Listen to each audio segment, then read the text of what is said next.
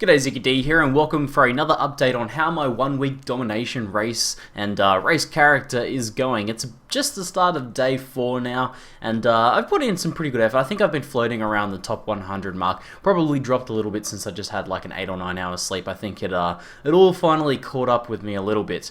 But the character's been getting pretty interesting, and it started being pretty fun to play, especially, you know, jumping in with groups and helping support them, and also now finding a lot of loot.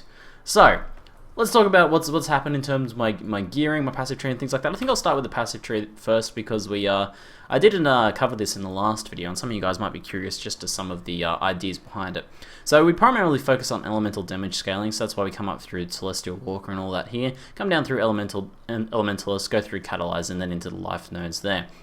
I've also decided to pick up the endurance charge. This wasn't in the original plan, and we'll go into Faith and Steel. I'm having serious resistance issues. As you can see, my cold currently is not resist, and Faith and Steel will help take the burden off that a little bit. But that's because I'm trying to stack so much Rarity and trying to otherwise be a maximum support character rather than trying to make myself as tanky as possible. This is a softcore race after all, and / deaths. There we go, I have died 47 times.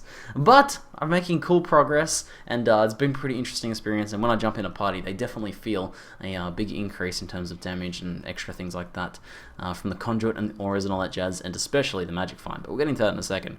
So, coming up through the life, grabbing obviously all of the aura nodes and the aura effect nodes, very good stuff. Coming up through here, static blows, I actually do shock stack quite a bit, even in a group, so that's actually working pretty well. My lightning damage is only really coming from Wrath at the moment, because even my wand, although I should be trying to get a lightning damage wand, the crit chance is a little bit more important, so I have a fire one at the moment. But I'm actually still shock stacking things just from Wrath. It's because, you know, Wrath gives a fairly large amount of lightning damage as is, but because I have so much aura effect nodes, as you'll see throughout the tree, I actually do a pretty decent amount of lightning damage, and because I'm using GMP with chain, lots of little hits means lots of little shock stacks that stack up, get more and more bigger and bigger and bigger, and then you eventually have decent sized shock stacks. So help multiplying damage out that way as well. So it's just another little aspect of the support there. I do want to come up through Fusillade pretty soon because I've actually got all my power charges now, but we'll do that soon. I found we need a fair bit of strength in this build, so might this node here, which I didn't originally want to come spend these 2 points, but we had to do so. And then coming through and written in blood as well, those strength nodes are all pretty important. I actually grabbed the Crusader strength node just there for a while, just for the extra strength that it gives. But obviously grabbing all of the power charges because we are, you know, a power siphon build, and we benefit a lot from those. I'll come down through and grab the final power charge pretty soon, and maybe also some more life in there, because my current life after reserved clarity is 2,500, which is below the minimum of what I'd usually run in Lunaris, and we're doing maps and stuff like that with it. So pretty crazy, pretty crazy. But obviously the influence node, this is a massive DPS increase. I jumped a huge amount of DPS when I grabbed this node. 18% increased effective auras for both Wrath and Anger is pretty insane.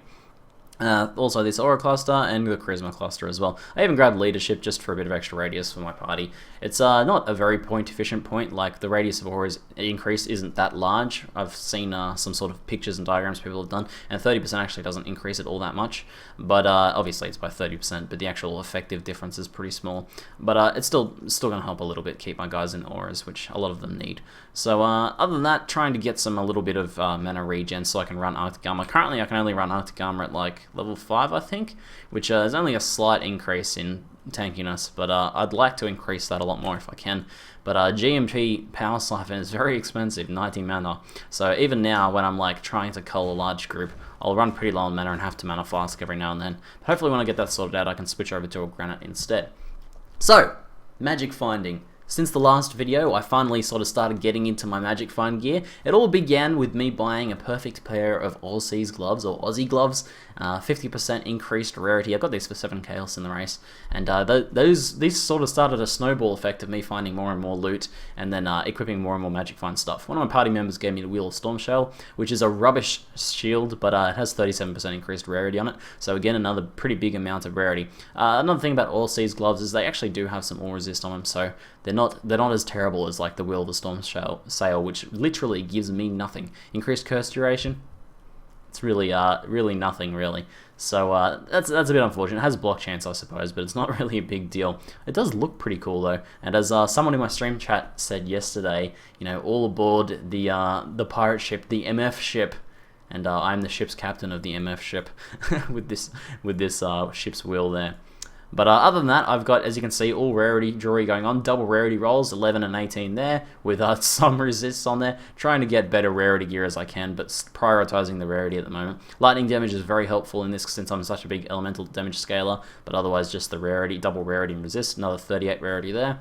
And another 27 rarity here, with this one actually isn't too bad. It has some resist and life on it. Yes, life. But too bad the lightning damage isn't higher. I also got a Perandus Blaze, and I actually Magic Find culled this one for myself, and this increases quantity, so 11% quantity, which kind of multiplies out your rarity effectiveness as well. So in total, I have 180% rarity, 11% quantity, and then on my main attack, which is Power Siphon, GMP, Chain, Weapon Elemental Damage, and Rarity. I could put another damage support in there, sure, I could put Added Lightning or Lightning Penetration or something in there, but no, we want Rarity, this is a support character. So I get, you know, like 220% or so Rarity, 230% Rarity? 230% Rarity also, and then the 11% quantity on pretty much everything I kill, and I cull most things, I cull like 90% of mobs. So works out to be pretty awesome, and I have to say, the difference is actually pretty noticeable. Like, going from, let's go down and kill some stuff. I can actually solo a little bit, but it's not recommended. Hey, imbued wand. I'll craft that up later. Still looking for a better one than this one. But I have to say, like, I've never played a Magic Fund character before, but even with just this amount of rarity, you can actually get a lot more than this if you, like, put a bit of more investment into getting the rarity going. The difference in the amount of uniques and rares you get is insane. Like, it goes from doing a map where I was used to getting, like, you know, 1 to 3 rares per map run, to you know, over full inventories, having to drop stuffs pretty much every map. And then on top of that, you know, the amount of uniques I'm seeing like 1 to 3 uniques a map, things like that. It's just such a big difference. Like, it's really blown me away how big it actually is. So as you can see, I can actually kind of do a little bit of damage, but damage is definitely not the main focus. But I've seen some different Elemental Wonder characters that have you know, used better links, and just using the auras and using a white wand have actually had pretty decent damage, and actually pretty solo viable. So I think this does have later potential with a bit better gearing, and also getting a 6th link and maybe throwing another damage link in there. I think my 6th link though would probably be accuracy, which would be actually a pretty big damage boost. But it's going pretty good. I'll talk about some of my other links as well, because there's one other link that's pretty relevant here. We should be able to see this in action just here. My single target. I've finally got my links sorted out. Yeah, there we go. So not only is Frenzy now giving me Frenzy charges, it's also giving me Power charges, which is actually pretty important. So I have Frenzy linked to Power charge on crit, and just Added Lightning. The Added Lightning doesn't matter, but it's just a bit of extra damage for my single target. And Power Charge on crit's the main one. I got a quality one and starting to leveling up. 50% chance to gain a Power Charge on critical strike. Once you get that first Power Charge, this starts to rank up pretty quickly. And what this means against bosses and things like that, when you're trying to do some damage, you can actually keep feeding both Frenzy Charges and Power Charges to your party and to yourself. So that's pretty crucial, because you can't cull when you're fighting a boss. Like, if you're fighting piety, sure, some ads will come up every now and then, but for the most part you can't cull. Let's say this is like a boss here. I'm trying to, like, let's see if we can, there's that first Power Charge. Another one should probably come pretty soon. Yeah, he needs more life. But you can actually get some Power Charges, so that's pretty important, and that's not one I considered earlier, so I'm pretty happy I did that. Other than that, I've got, you know, my Anger, Purity of Elements, Wrath going on Reduced Mana, got my Reduced Mana Blood Magic on Clarity. Eventually, if I can drop Purity, I will, a bit more gear I'll need to. But if I can drop Purity, I'll run Haste. I might even be able to run Haste and Purity once I, like, get another Reduced Mana and level up my Reduced Manas a lot more. But that's pretty endgame. I don't know if that'll happen in the 1 week race.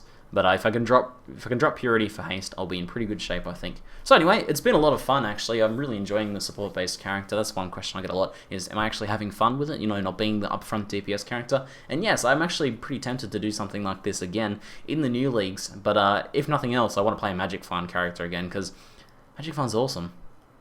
Getting so many uniques. Man, why didn't I do this sooner? Anyway, that's it for now. I'm ZiggyD, and thanks for watching.